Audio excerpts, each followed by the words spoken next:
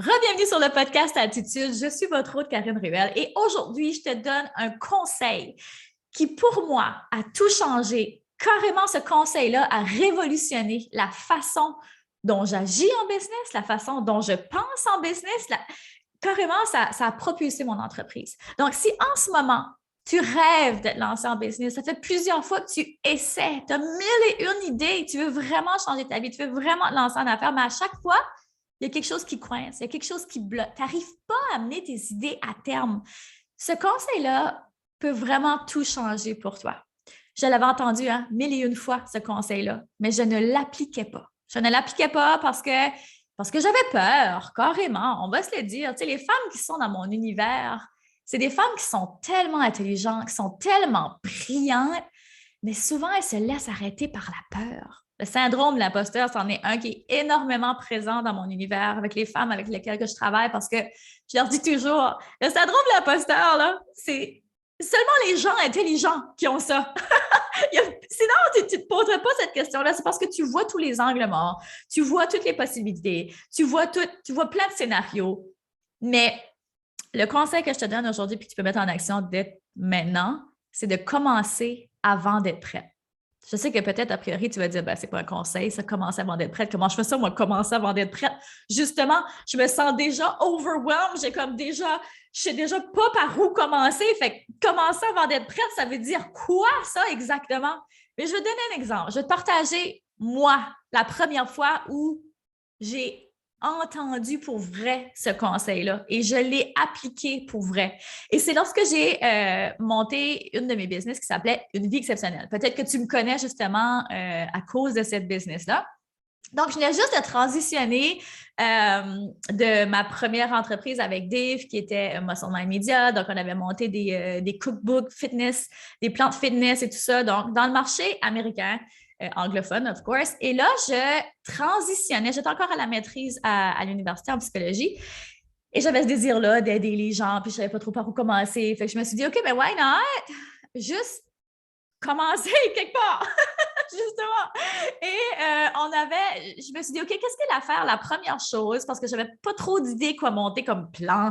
Honnêtement, je n'avais aucune idée comment vraiment faire de l'argent avec ça parce que je m'avais toujours comme caché derrière Dave. Fait que, honnêtement, je ne connaissais pas trop la business puis comment vraiment faire les choses. J'étais juste comme plus un exécutant dans la première business, si tu veux.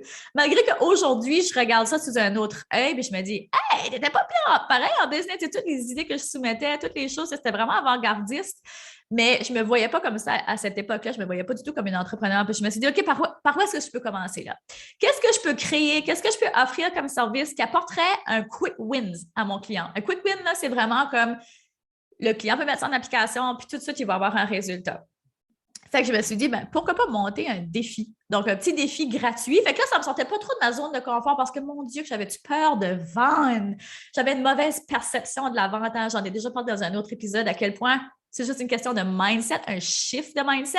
Mais là, on n'ira pas là parce que je vais me perdre. Fait que, comme j'avais super peur de vendre, fait que je me suis dit, sais-tu quoi? Je vais commencer avec un petit défi gratuit. Donc, comme ça ne me sort pas trop de ma zone de confort. Puis là, ça va me permettre de tenter le terrain. Ça veut vraiment dire ça. Commencer avant d'être prêt, là, c'est ça. Commence, tente le terrain, essaye quelque chose.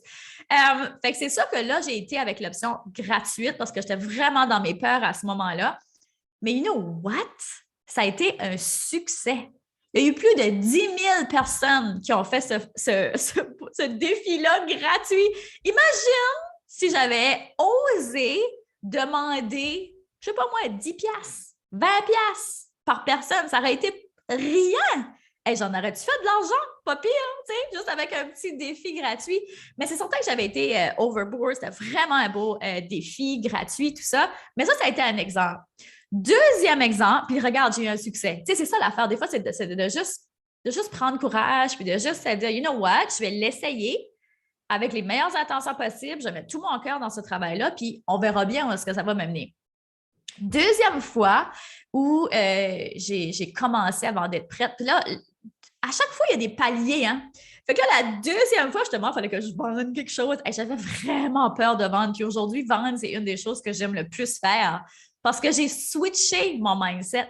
Puis, je te le partage. Vois-tu, je ne voulais pas trop aller là-dedans tantôt, mais je pense que c'est vraiment important et pertinent que je te le repartage dans cet épisode ici. C'est qu'avant, je voyais la vente comme j'allais tanner la personne. J'allais être comme une tannante. Donc, moi, j'associais la vente aux gens qui sont vraiment là, salesy. Là, on donne toujours cet exemple-là, là, souvent du vendeur de balieuse qui arrive à ta porte. Malgré que comme, ça fait des années qu'il n'y a plus de vendeur. En tout cas, moi, je me souviens la dernière fois qu'il y a un vendeur qui est arrivé à ma porte avec quelque chose à vendre. Mais bon, souvent, on les voit encore dans les centres d'achat, les vendeurs qui vont t'arrêter pour te vendre, par exemple, des fer à dire ou de la crème ou whatever. Fait que j'avais peur que les gens me perçoivent comme ça. J'avais peur que les gens pensent que j'étais malhonnête. C'était ça la peur qui était derrière tout ça. On dirait qu'on associait ces personnes-là, puis peut-être encore aujourd'hui, avec justement ce désir malhonnête-là, mais dans le fond, c'est pas ça. C'est juste une pile de perception, c'est juste une pile de j'ai envie de dire assumation, mais ce n'est pas un mot. Donc, on assume, on prête des intentions à une personne, puis dans le fond, on ne sait même pas si c'est vraiment ça. Donc, j'avais tellement un travail à aller faire là, un ménage à aller faire là. Et lorsque j'ai fait ce ménage-là, le déclic a été de non, quand on vend un produit, quand tu crées un produit avec ton cœur, avec l'intention, tout est dans l'intention, de vouloir vraiment apporter un résultat et aider une personne à passer à un autre étape.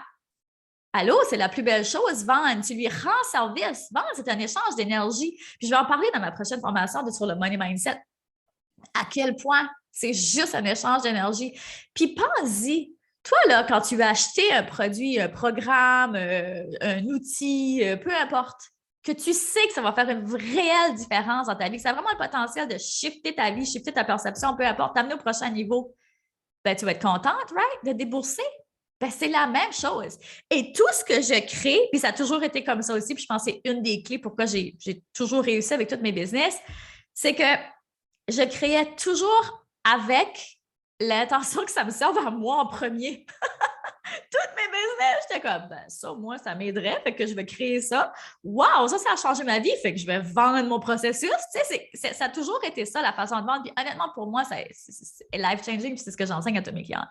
Fait que quand tu vends avec cette perception-là, de comme, hey, je te rends service, comme, moi, tout ce que je vends, mes programmes, je me dis toujours, c'est une façon de déterminer les prix, c'est est-ce que ça va comme est-ce que ça vaut genre 2 fois, 3 fois ça, le prix que je charge? Puis si la réponse est oui, ben je me sens tellement bien puis en alignement avec ça parce que je suis convaincue que ça va changer. Puis c'est toujours à nous, la première personne, de croire en nous.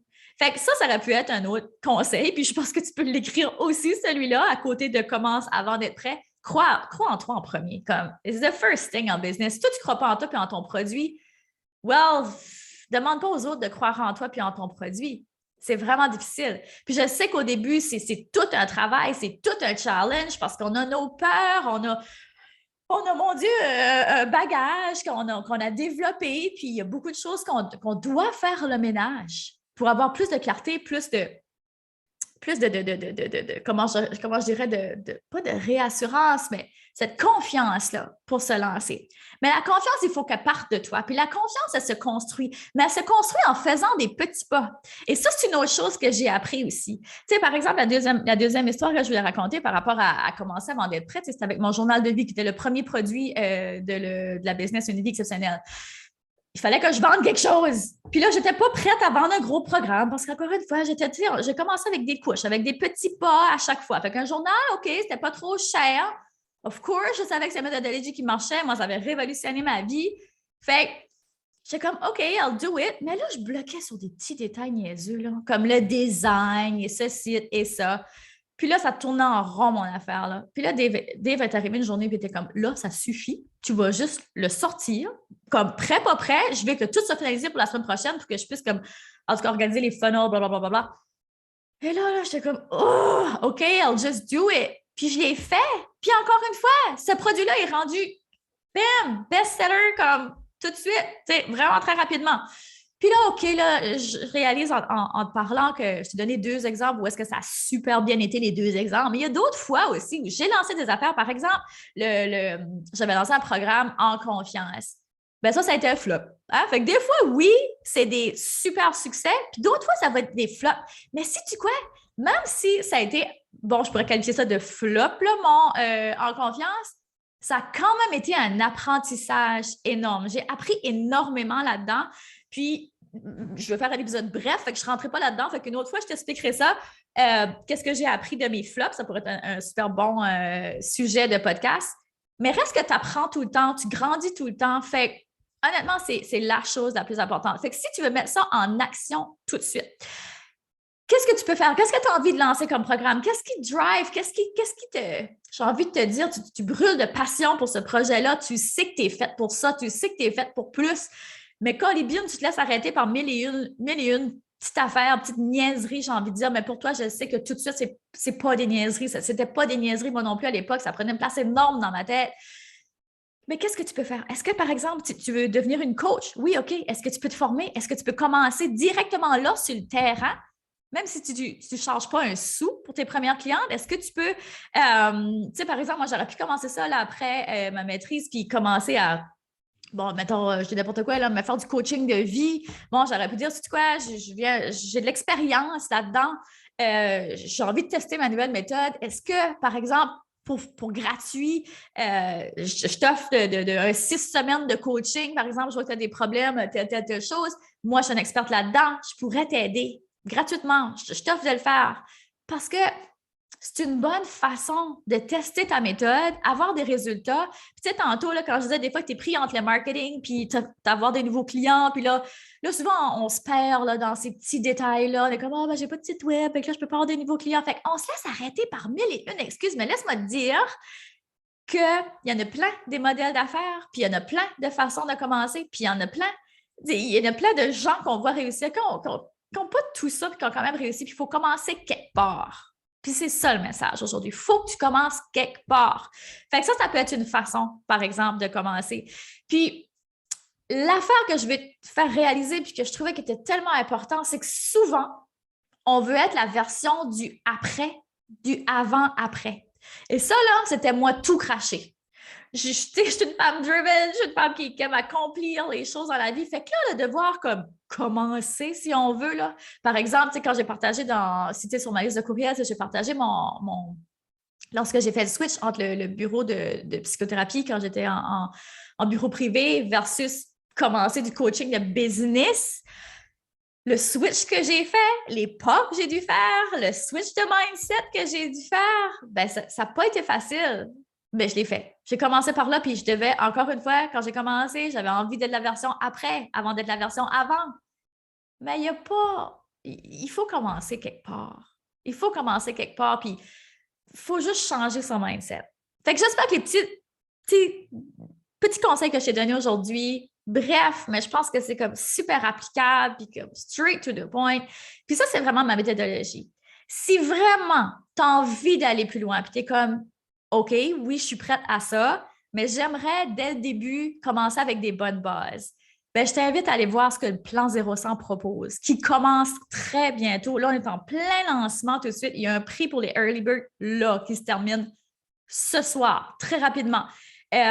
Si c'est quelque chose qui t'intéresse, dans le fond, dans ce plan-là, encore une fois, c'est mon process que moi, j'aurais aimé de savoir justement au début, qui m'aurait aidé à me propulser beaucoup plus vite.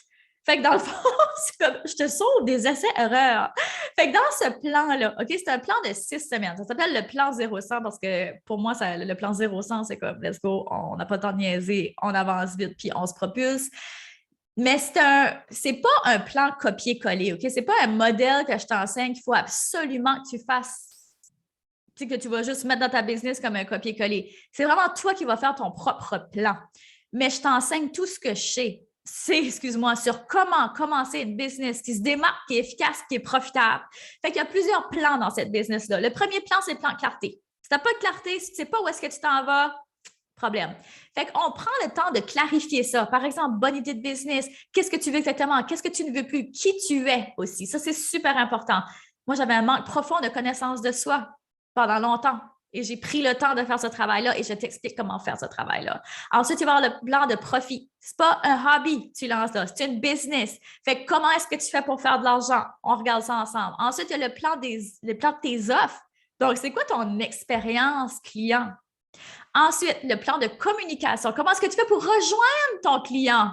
C'est bien beau d'avoir la meilleure offre puis tout ça, mais si tu ne sais pas comment rejoindre ton client, si tu ne sais pas comment lui parler, donc on voit le plan de marketing après. Comment est-ce que tu fais pour lui parler? L'intentionnalité, on en a vu un petit aperçu dans l'épisode précédent. Comment est-ce que tu fais pour le rejoindre, lui parler avec les bons mots, les bonnes intentionnalités, mais vraiment avec ta couleur à toi. Ensuite, site web. Là, je te montre comment faire un site web. Je pense que c'est tellement important d'avoir un site web.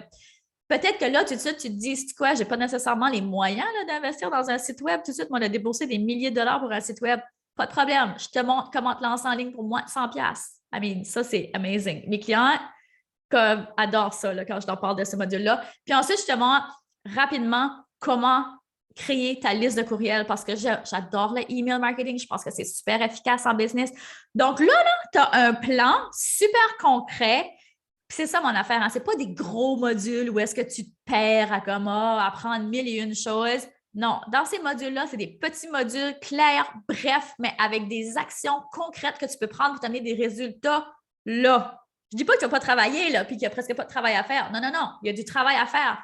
Mais tu ne vas pas te perdre dans 1001 choses. Puis ça, je trouve que c'est une des problématiques. Souvent, des programmes que je vois, c'est que les gens ne les finissent pas parce que c'est too much, il y a juste trop d'affaires. Fait que la façon que je l'ai créé, c'est vraiment bref, mais axé sur l'action. Fait que ça, c'est les 6 plans, les 6 semaines du programme. Puis en plus, tu as accès à moi. Ça va être du group coaching 1 fois par semaine. Donc, tu as le temps de prendre connaissance du module, le mettre en application et venir me poser tes questions chaque semaine. Fait que pour moi, je trouve que c'est l'offre la plus claire et la plus axée sur l'action. Tu sais, la façon que je fonctionne, c'est toujours axé sur l'action. Donc, en plus, je t'offre un bonus sur l'affaire que les clients me demandent tout le temps en coaching. C'est comme, j'aime vraiment beaucoup ton podcast. J'aimerais ça de me lancer moi aussi un podcast, avoir un jour un podcast. Et pour moi, le podcast aussi, ça a été un propulseur. Ça m'a fait prendre de l'altitude avec ma business incroyable. Donc, je te montre le module bonus, comment lancer ton podcast, c'est quelque chose qui t'allume. Fait que, en gros, c'est ça le plan 0-100. Tu peux aller voir la page de vente et avoir vraiment tous les détails là, pour voir si c'est fait pour toi ou non, parce que c'est pas fait pour tout le monde, ce plan-là, je te le dis tout de suite. Fait que va voir si ça te correspond, si c'est quelque chose qui te parle et tu pourras prendre la meilleure décision possible pour toi. Donc voilà, que tu prennes le plan 0-100 ou non, j'espère que l'épisode d'aujourd'hui, ça t'a donné des actions concrètes que tu peux mettre en application. Mais s'il te plaît, commence avant d'être prête. Applique cette philosophie-là dans ta business. Puis ça va te propulser, j'en ai aucun doute. Donc, merci encore une fois d'avoir été là et continue de briller et de prendre de l'altitude, car le monde a besoin de ce don spécial que seulement toi détiens. À très bientôt. Bisous. Vous venez d'écouter le podcast Altitude. Pour ne rien manquer des prochains épisodes, abonnez-vous au podcast et cliquez sur le 5 étoiles. Vous pouvez aussi consulter nos outils gratuits créés pour vous au www.podcastaltitude.com. Merci d'avoir été là et à très bientôt dans le prochain épisode Femmes d'Altitude.